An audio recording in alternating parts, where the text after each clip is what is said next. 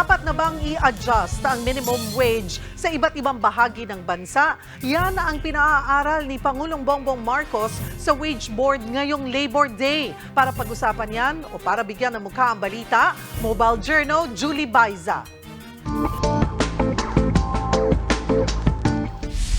Kasabay ng araw ng mga manggagawa, iniutos ni Pangulong Bongbong Marcos na pag-aralan ang ipinatutupad na minimum wage sa iba't ibang bahagi ng bansa.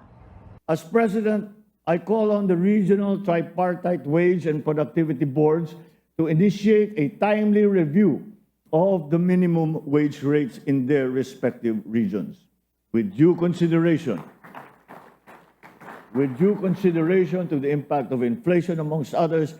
Ito ang panawagan ni Pangulong Marcos sa mga opisyal ng Regional Tripartite Wages and Productivity Board ngayong Mayo 1. Hiling ng Pangulo matapos ang pag-aaral 60 araw bago ang anniversary ng pinakahuling wage order. Sa kasalukuyan, naglalaro sa higit 300 hanggang higit 600 piso ang minimum wage depende sa lugar o rehiyon. Nanawagan din siya sa dalawang kapulungan ng Kongreso na magpasa ng mga batas na makatutulong sa mga manggagawa at makapagbibigay ng mas maraming trabaho.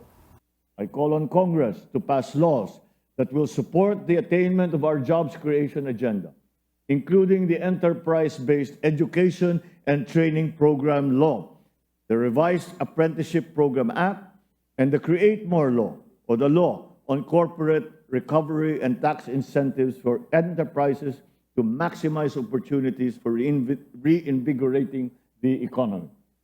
Ibinida ng Pangulo ang pagkakaroon ng mas maraming trabaho para sa mga Filipino sa pamamagitan ng mga naipasok na investment sa Pilipinas, kabilang yung galing sa kanyang foreign visits. Pangako ni PBBM na patuloy na aaksyonan ng pamahalaan ang tumataas na presyo ng bilihin maging ang kuryente. Kahapon lamang ay kumilos na ang Energy Regulatory Commission o ERC upang pansamantalang isuspindi ang operasyon ng tinatawag na Wholesale Electricity Spot Market o WESM kapag may diniklarang red alert ang system operator o NGCP. Ito ay naglalayon na pigilan ang pagtaas ng presyo ng kuryente sa gitna ng kalamidad na dulot ng El Niño. Kasabay ng pasasalamat sa dedikasyon ng mga Pilipinong manggagawa sa loob at labas ng bansa, nangako rin ng Pangulo ng dagdag tulong pinansyal sa mga lubhang naapektuhan ng El Niño.